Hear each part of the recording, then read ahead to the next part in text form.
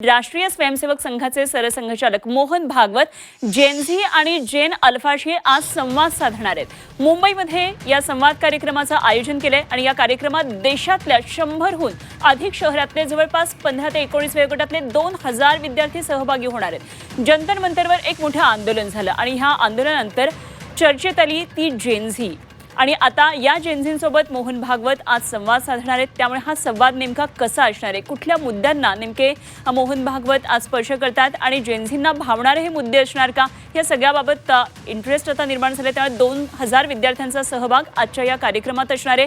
पुन्हा एकदा आपण जाऊया, माझी सहकारी सीमा आठे आपल्याबरोबर जोडले गेले। सीमाकडून जाणून घेऊया या कार्यक्रमाचं नेमकं स्वरूप कसं असणार आहे ते। सीमा, एकंदरीत जेनझींबरोबर आता संवाद साधण्यात येणार आहे आणि स्वतः मोहन भागवत सरसंघचालक हा संवाद साधणार आहेत। त्यामुळे निश्चितच एक वेगळी उत्सुकता आहे, कारण जेनझींची भाषा वेगळी आहे, ते ज्या पद्धतीने व्यक्त होतात ती सगळी संकल्पना वेगळी आहे। त्यामुळे आता हा संवाद कसा असणार आहे याकडे लक्ष असणार आहे।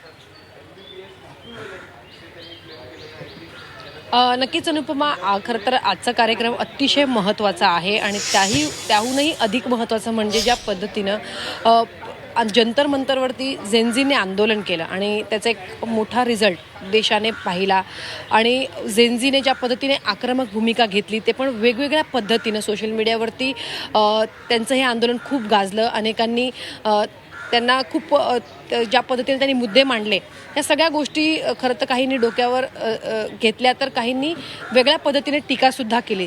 मात्र जंतर मंतरवर झालेल्या आंदोलनानंतर सगळ्यांच्या टार्गेटवर आहे आता जेनझी आणि जेन अल्फाला आता आपल्याकडे वळवून घेण्यासाठी सगळे राजकीय पक्ष प्रयत्न करत असताना आज RSSचे प्रमुख मोहन भागवत देखील जेनझी आणि जेन अल्फा यांच्यासोबत संवाद साधणार आहे आणि या कार्यक्रमाला म्हणजे आज मुंबईमध्ये कार्यक्रम पार पडणार आहे संध्याकाळी 5 वाजता आणि या कार्यक्रमामध्ये 2000हून अधिक जास्त तरुण तरुणी या कार्यक्रमामध्ये उपस्थिती लावणार आहे। त्यामुळे मोहन भागवत नक्की या तरुणांशी काय संवाद साधणार हे पाहणं महत्त्वाचं असणार आहे। जसं मी आता म्हणाले की जेनझीने आंदोलन केल्यानंतर खरं तर त्यांचे मुद्दे हे पार्लमेंटमध्ये सुद्धा गाजले आणि त्यांची जी लँग्वेज आहे सोशल मीडियावरती ती लँग्वेज देखील आपण पार्लमेंटमध्ये नेत्यांनी कशा पद्धतीने बोलून दाखवली, त्यांची जी बोलण्याची भाषा आहे ती कशी वेगळी आहे ते देखील नेते बोलून दाखवत होते। त्यामुळे आज मोहन भागवत कोणकोणते मुद्दे खरं तर मांडतात जेनझींसमोर त्यांच्याशी संवाद साधत असताना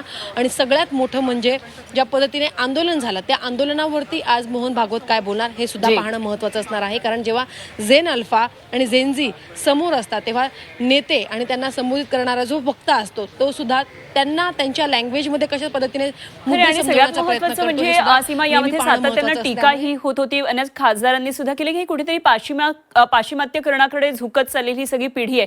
त्यामुळे भारतीय संस्कृती या संदर्भात जे खरं तर नेहमी मोहन भागवत बोलत असतात त्याबाबत ते काय बोलतात का, हे कसं सगळं कनेक्ट करतात हे आपल्याला पाहायचंय। धन्यवाद सीमा दिलेल्या सगळ्या माहितीसाठी।